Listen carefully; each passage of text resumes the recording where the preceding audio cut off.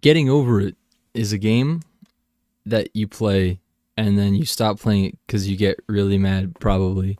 When Getting Over It came out, it seemed like to me that a lot of people kind of dismissed it as just another rage game that was funny to watch on YouTube because PewDiePie was like, oh no, and Markiplier was like, and that's what they did a lot of that. They did a lot of that stuff. But the game really has a lot more to say, I think, than just making people mad and making YouTubers mad and being really funny and successful in that sense. I think that there's a lot of messages that we can take from it.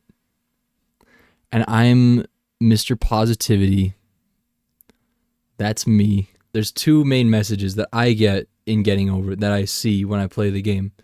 There's the message of Bennett Foddy, and there's the message of Getting Over It. And there's these two things. Bennett Foddy, the guy that made the game, narrates over the game a lot, and he's got a lot to say. He's got so much to say, in fact, that almost every single YouTuber that I watched muted him, which made me really sad because, like,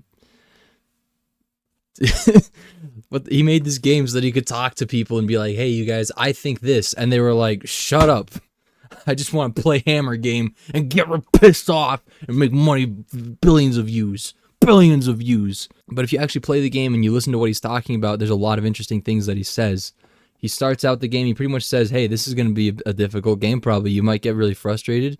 And if you need a second to just kind of back up and just like, if you need to chill and take a break, then don't worry. It's part of the process. Also, falling and getting mad is part of the process. Failing is part of the process here. That's part of the experience. He mentions too that like failing is a crucial part of Getting Over It, the game, and no other really art puts something as difficult or as potent as failure into the media. Media nowadays, he talks about, has become so digestible where they just kind of make it. It's like the movie is oh no, there's the characters. They get what yay! Oh, the ending made me so happy because the characters are so happy. I'm so happy for the characters. So, gee whiz, man. There's not really enough art that really makes the viewer uncomfortable at all or pushes them to really look deeper or to think more about something or to deal with emotions that are not pleasant. And those are important things. If we're going to have art and if we want our art to reflect life and to make life more interesting, then really it should reflect life in all of its different shapes and colors, including the ones that we don't like so much. When I say colors, I mean like variation in life. not talking about... He talks about how movies have kind of just become this giant pile, like not just movies, but like media in general. Like we're just adding to this big pile. So it's like, oh, this is a new thing. It's worthless though, and it's not memorable, and there's nothing there that really stuck with me. So you just add it to the pile. And I feel like back 5 years ago, that was relevant. Nowadays, it's extremely relevant with the state that Disney is in. Mainly Disney, like there's a lot of people that are maybe making comebacks or not, or just dropping off. I mainly look at Disney because they're so relevant and they have such a huge space in the movie scene that it's like you can't really look at the movie industry without looking directly at Disney. And right now, they're just putting out a bunch of garbage that's really just not worth anything. None of it is really going to stick with you. On the contrast, to really kind of give an example of what I'm talking about by something that will stick with you and does make you uncomfortable, La La Land is really just one of the greatest movies ever made. And it makes a lot of people uncomfortable because the ending doesn't really go the way that they want it to. I'm not going to spoil anything, but you're going to think, oh, it's going to be this. And then it's like, hang on a second, that was kind of sad. I'm not talking about La La Land. I will, though, eventually. But I'm not here to talk about La La Land. But it does leave you with kind of a sour taste in your mouth. And it's then up to you to either say, hang on, that was just sad and garbage and I'm going to throw that away. Or you can look deeper into it. And if you do look deeper into it, then there's a lot of meaning there. And there's a lot that the creators wanted to say. The writers really wanted people to think about something and to get something out of it. And that's why it's so special.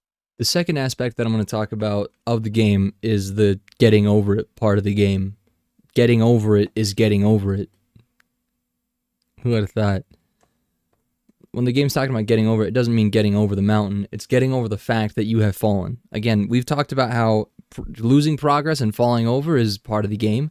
It's meant to be frustrating. It's meant to make you mad. It's meant to not feel good it's not meant to feel good to do that. Every time you make progress, you're just making progress so that you can lose it again. And that sucks, but that's part of the game. It feels good to make progress, and it feels bad to lose that progress, and you can't have one side of the coin without the other. Bennett Foddy knew that when he made the game, because Bennett Foddy's a pretty smart guy, probably. I don't know, I've never met the guy. He's probably dumb guy.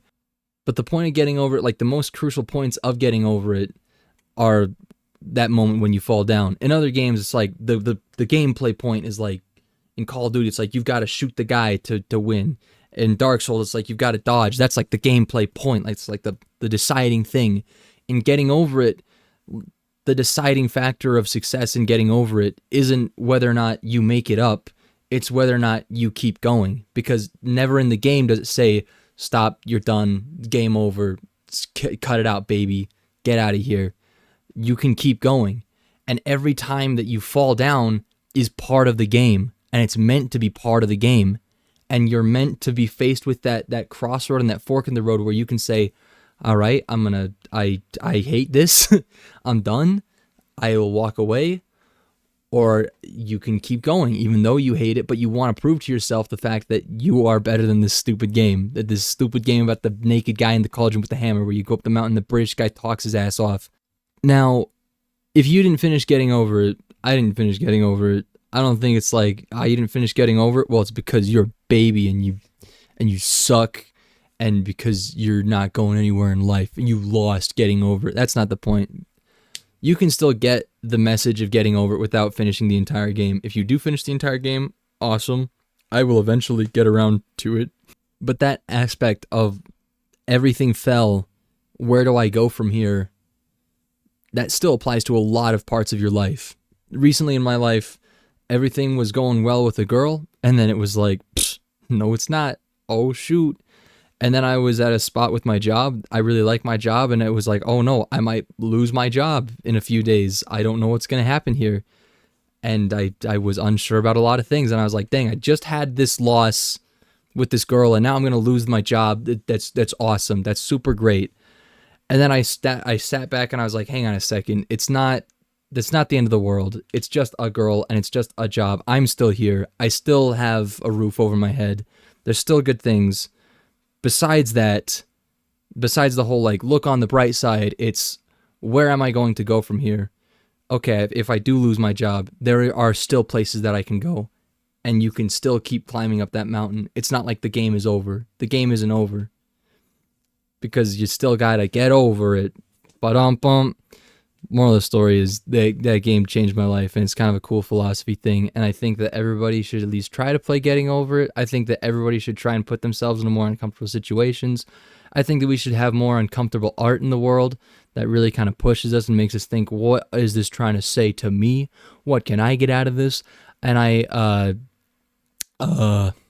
yeah, that's about it. Yep.